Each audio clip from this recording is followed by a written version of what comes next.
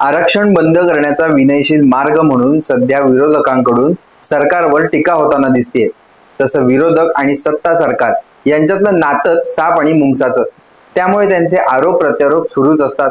पण यामध्ये कुठली जाते ती सामान्य जनता।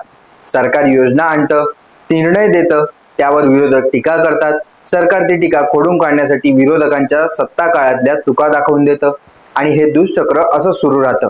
तितक्यातच निवडणुका लागतात आणि त्यावेळी मात्र जनता तिच्या केलेल्या अवस्थेचं चोख प्रत्युत्तर देतं।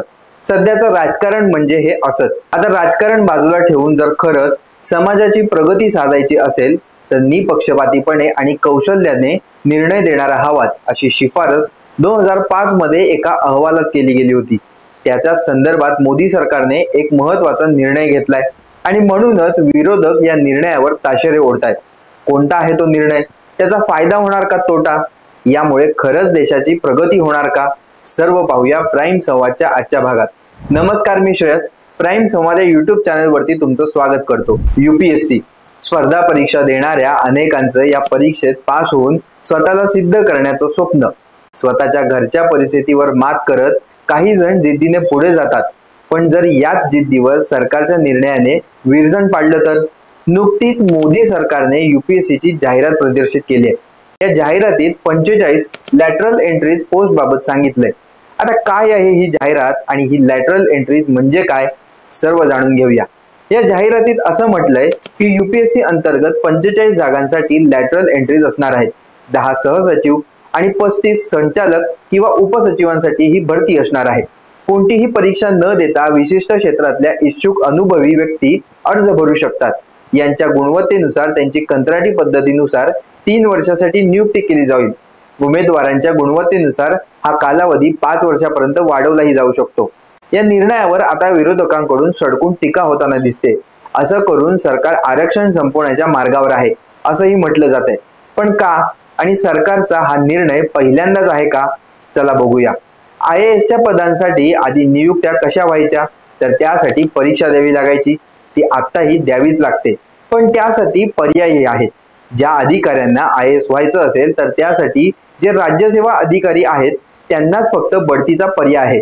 आणि आता तिसरा प्रकार आलाय, तो म्हणजेच लॅटरल एंट्रीचा। आता लॅटरल एंट्री म्हणजे काय? तर राज्यसभेत नियुक्त होण्याची समांतर पद्धत। यासाठी कोणत्याही परीक्षेची आवश्यकता नाही, तर फक्त अनुभवाची आवश्यकता आहे। असं झालं तर राज्यसभेत येऊ पाहणाऱ्या उमेदवारांना आरक्षण मिळणार नाही, अशी शंका व्यक्त केली जाते। याविषयी विरोधी पक्षनेते राहुल गांधी काय म्हणाले ते पाहूया। केंद्रीय लोकसेवा आयोगाऐवजी राष्ट्रीय स्वयंसेवक संघ मार्फत लोकसेवकांची भरती करून नरेंद्र मोदी संविधानावर आघात करत आहेत। केंद्र सरकारच्या विविध मंत्रालयातील महत्त्वाच्या पदांवर लॅटरल एंट्रीजद्वारे भरती करून SC, ST आणि OBC प्रवर्गाचं आरक्षण खुलेआम हिसकावलं जात आहे। मी नेहमीच असं म्हणत आलोय की वंचितांना उच्च नोकरशाहीसह देशातील सर्व उच्च पदांवर प्रतिनिधित्व दिलं जात नाहीये। त्यात सुधारणा करण्याऐवजी त्यांना लॅटरल एंट्रीद्वारे उच्च पदावरून काढून टाकले जात आहे। यूपीएससीची तयारी करणाऱ्या हुशार तरुणांच्या हक्कांवर हा हल्ला आहे आणि वंचितांच्या आरक्षणासह सामाजिक न्यायाच्या संकल्पनेवरही हा हल्ला आहे। काही कॉर्पोरेटचे प्रतिनिधी महत्त्वाच्या सरकारी पदांवर विराजमान होऊन काय शोषण करतायत याचं ज्वलंत उदाहरण म्हणजे सेबी, जिथे खासगी क्षेत्रातून आलेल्या व्यक्तीला प्रथमच अध्यक्ष केलं गेलं। प्रशासकीय संरचना आणि सामाजिक न्याय या दोघांनाही धक्का देणाऱ्या या देशविरोधी पावलाचा इंडिया आघाडी तीव्रतेने विरोध करेल। IASचे खासगीकरण ही आरक्षण संपवण्याची मोदींची हमी आहे। आता मुळात ही भरती जी आहे ती उमेदवाराच्या गुणवत्तेवर, गुणवत्ता ही कोणतीही जात धर्म पाहून एखाद्याकडे असत नाही, तर त्याच्या मेहनतीने तो ती निर्माण करतो। एखादा उमेदवार जर SC, ST वा OBC मधला असेल, पण जर त्याच्याकडे 10 ते 15 वर्षाचा चांगला एखाद्या विशिष्ट क्षेत्राशी निगडीत अनुभव असेल तर सरकार नक्कीच त्याची निवड करेल। याविषयी DOPT म्हणजेच कर्मचारी प्रशिक्षण विभागाचे राज्यमंत्री याविषयी काय म्हणाले? तर त्यांचं असं म्हणणं आहे की लॅटरल एंट्रीद्वारे निवडक उमेदवारांचे रेकॉर्ड आम्ही मेंटेन करत नाही आणि जेव्हा एकेरी पदासाठी नेमणूक करायची असते तेव्हा आरक्षणाची गरज नसते। आता जर यूपीएससी स्पर्धा परीक्षेवर नजर टाकायची झाली तर SC ला 15% आरक्षण, OBC ला 27% आणि ST ला 7.5% आरक्षण सध्या आहे। या आरक्षणानुसार त्यांचे अटेम्प्टही वाढतात। आता लॅटरल एंट्रीत 45 जागांसाठी भरती आहे।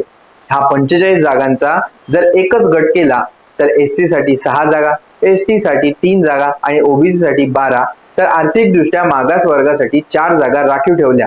तर 45 पैकी 25 ठिकाणी आरक्षणावरूनच भरती करावी लागली असती. ही जाहिरात मुळात आहे सिंगल केडरसाठी, त्यामुळे यात आरक्षण नाहीये. आता असा हा निर्णय पहिल्यांदाच घेतला गेलाय का? तर नाही. याची सर्वसाधारण सुरुवात मोदी सरकारने 2018 मध्ये केली होती. आतापर्यंत अशा 63 नियुक्त्या झाल्या आहेत. आता याच निर्णयाचा जरा इतिहास पाहूया. सध्या काँग्रेस या निर्णयाला विरोध करताना दिसून येत आहे. पण तुम्हाला हे माहितीये का की याची सुरुवात ही UPA सरकारच्या काळातच झाली होती.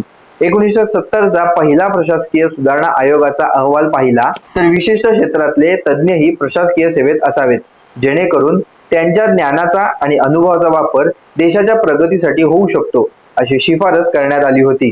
त्यानंतर या शिफारशीवर अनेक चर्चाही झाल्या. 2005 मध्येही दुसऱ्या आयोगाच्या स्थापनेनंतर 2009 मध्येही या संदर्भात पुन्हा शिफारशी करण्यात आली होती. पण यावेळी काँग्रेसच्या UPA सरकारने ही शिफारस फेटाळून लावली होती. त्यानंतर मात्र मोदी सरकारने 2018 मध्ये हा निर्णय घेतला. आता याची उदाहरण द्यायची झाली तर भारताचे माजी पंतप्रधान मनमोहन सिंग यांचंच घेता येईल. ते अर्थतज्ञ होते आणि अर्थशास्त्र या विषयाचे प्राध्यापकही. तरीही त्यांचा अनुभव आणि ज्ञान पाहता त्यांना आधी अर्थ सल्लागार म्हणून नेमण्यात आलं. त्यानंतर अर्थमंत्री म्हणून त्यांनी सूत्र सांभाळली आणि थेट पंतप्रधान पदाची शपथही घेतली. सांगण्याचा उद्देश हाच की मनमोहन सिंग जेव्हा अर्थमंत्री होते तेव्हा त्यांनी डबघाईला आलेली भारताची अर्थव्यवस्था पुन्हा उंचावर नेऊन ठेवली. मनमोहन सिंग यांनीच रघुराम राजन यांचीही अर्थ सल्लागार म्हणून नेमणूक केली होती. इतकंच नाही तर इन्फोसिसचे नंदन निलेकनी यांचीही आधार कार्डचे सगळे कामकाज पाहणाऱ्या UIADAI च्या अध्यक्षपदीही नेमणूक केली होती. आता लॅटरल एंट्री जर झाली तर त्याचे फायदे आणि तोटे काय हेही जाणून घेणं महत्वाचं ठरतं. नीती आयोगाने आपल्या 3 वर्षाच्या कृती अजेंडामध्ये आणि sectoral group of secretaries on governance या आपल्या अहवालात केंद्र सरकारमध्ये मध्यम आणि वरिष्ठ व्यवस्थापन स्तरावरील कर्मचारी समाविष्ट करण्याची शिफारस केली. नीती आयोग आणि गव्हर्नन्स वरील सेक्रेटरील ग्रुप ऑफ सेक्रेटरीज यांनी नागरी सेवांमध्ये पार्श्वप्रवेश संकल्पनेची शिफारस केली आहे. लॅटरल एंट्रीजद्वारे सरकार केंद्र सरकारच्या मध्यम आणि वरिष्ठ व्यवस्थापन स्तरावर कर्मचारी नियुक्त करेल असंही सांगण्यात आलंय. आता याचे फायदे काय? तर UPSC लॅटरल एंट्रीज रिक्रुटमेंटला प्रोत्साहन देण्याच्या भूमिकेत सरकारने वेळोवेळी नोकरशाहीतील विशिष्ट असाइनमेंटसाठी डोमेन क्षेत्रातील त्यांचे विशेष ज्ञान आणि कौशल्य लक्षात घेऊन प्रख्यात व्यक्तींची नियुक्ती केली आहे. केंद्र सरकार लॅटरल एंट्रीद्वारे नवीन प्रतिभा आणण्याचे तसेच मनुष्यबळाची उपलब्धता वाढवण्याचे दुहेरी उद्दिष्ट साध्य करण्याचं उद्दिष्ट ठेवत आहे. DOPTच्या मते सुमारे 1500 IAS अधिकाऱ्यांची कमतरता आहे, जी लॅटरल एंट्रीजद्वारे भरून काढली जाऊ शकते. सामान्य UPSC भरती प्रक्रियेस वेळ लागतो, त्यामुळे प्रगतीत अडथळा येऊ शकतो. परीक्षेची प्रक्रिया ही सर्वज्ञात आहे. पूर्व परीक्षा, लेखी परीक्षा, मुलाखत या सगळ्या प्रक्रियेमधून गेलं तर तोपर्यंत जागा रिकाम्या राहण्याची शक्यता अधिक आहे. लॅटरल एंट्रीजद्वारे सरकार अधिक सहभागी होण्याचा आणि बहुआयामी प्रयत्न स्वीकारण्याचा प्रयत्न करत आहे. लॅटरल एंट्रीज नोकरशाही संस्कृती बदलेल असा अंदाज वर्तवला जातोय. UPSC परीक्षेद्वारे नियुक्त केलेल्या नागरी सेवकांना विशिष्ट क्षेत्राशी संबंधित ज्ञान नसते. अभ्यासक्रम मोठा आहे आणि इच्छुकांनी सर्व गोष्टींचा अभ्यास करणं आवश्यक आहे. अधिकारी त्याच्या करिअरच्या टप्प्यात त्याच्या संबंधित क्षेत्रातील अनुभवाने नंतर कौशल्य प्राप्त करतात. त्यामुळे वेळ वाचतो आणि निर्णय लवकरात लवकर घेतले जाऊ शकतात. लॅटरल एंट्रीद्वारे तज्ञ आणि तज्ञ डोमेन ज्ञान असलेले लोक धोरण तयार करणे आणि सार्वजनिक प्रशासनात मोठे योगदान देतील अशीही शक्यता आहे. जशा नाण्याला 2 बाजू असतात तशीच यालाही. त्यामुळे जसे फायदे तसे तोटेही. आता ते कोणते ते पाहूया.